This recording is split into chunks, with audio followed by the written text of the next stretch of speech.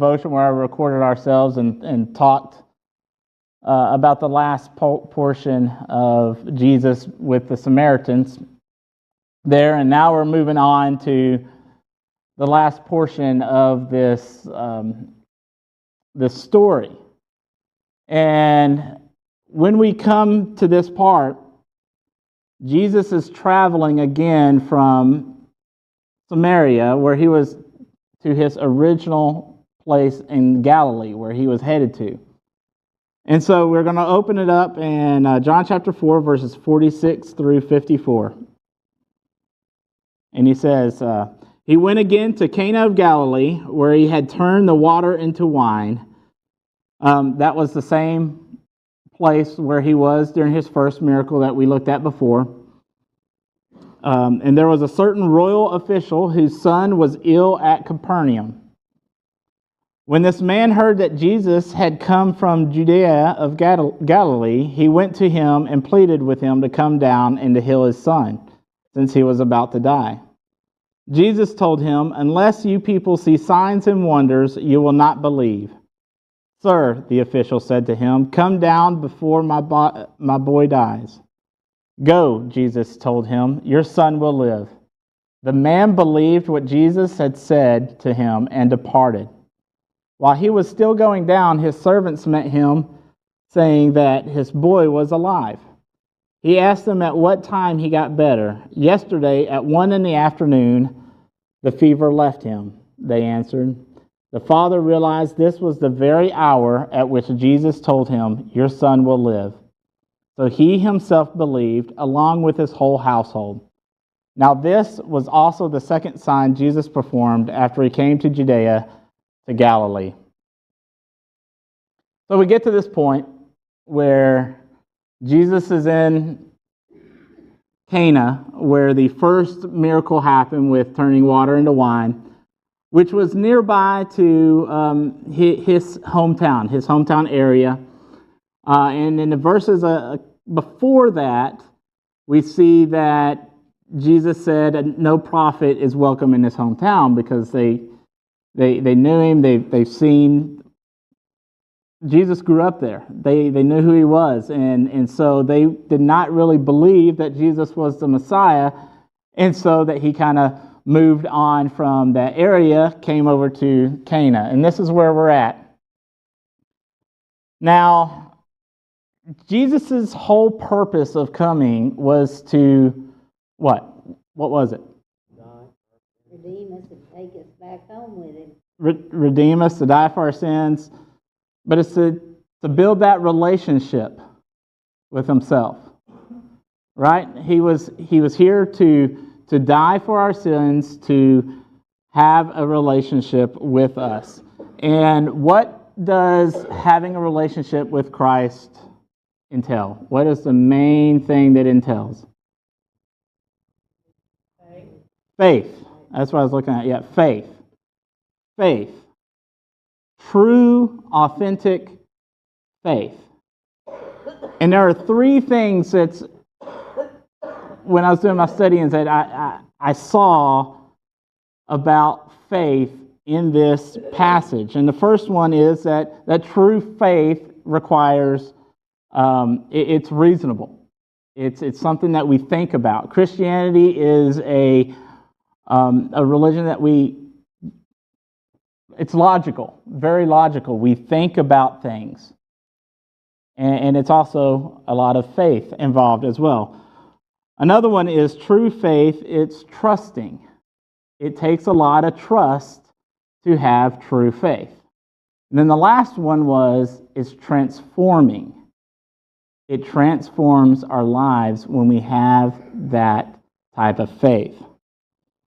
So the first one is that it's reasonable, and then we looked at it.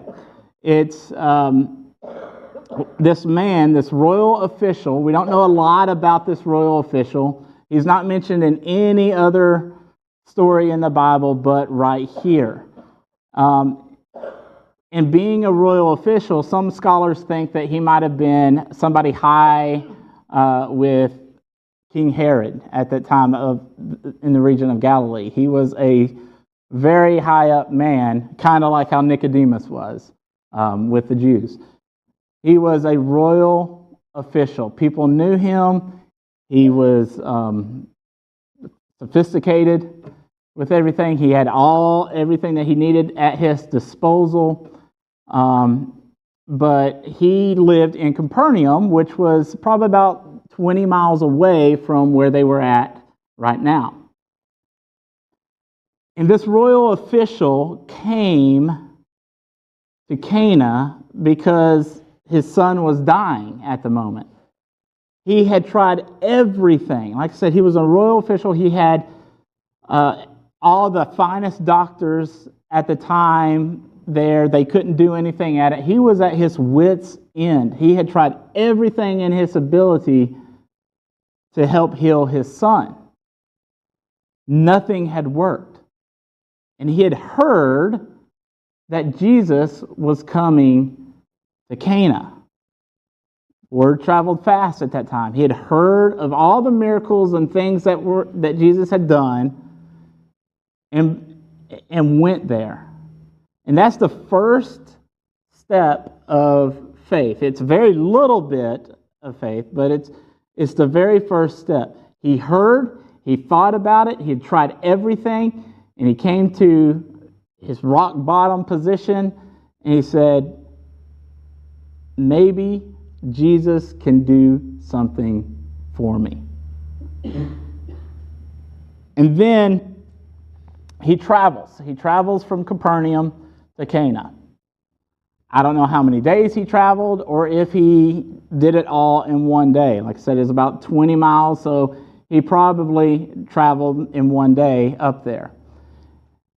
And when he got to Jesus, he said, maybe Jesus can do something for me. And he asked Jesus something. What does he ask Jesus? He says, Jesus, can you help my son? Can you come down to my house and help my son, for he is dying? With this faith that he had, this little bit of faith, it was something maybe a little bit deeper. And Jesus responds in a way that we consider it weird, but we're used to Jesus saying weird things, like at the water and the wine says, it's not my time yet. With the lady at the well, hey, I'm thirsty. Can you give me some, or I have some living water? You know, he's saying these things that have deeper meaning to it. And so when Jesus says to him, he says, unless you people see signs and wonders, you will not believe. That had to be a slap in the face to this royal official.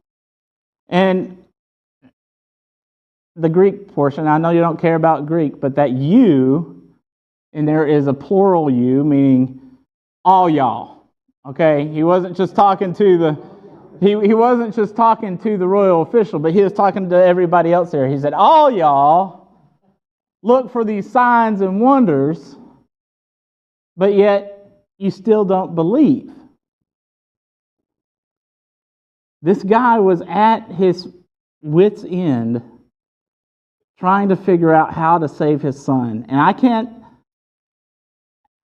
can, if one of my sons was dying like that too, I would be trying everything at my disposal to help him out, even if it was traveling far away.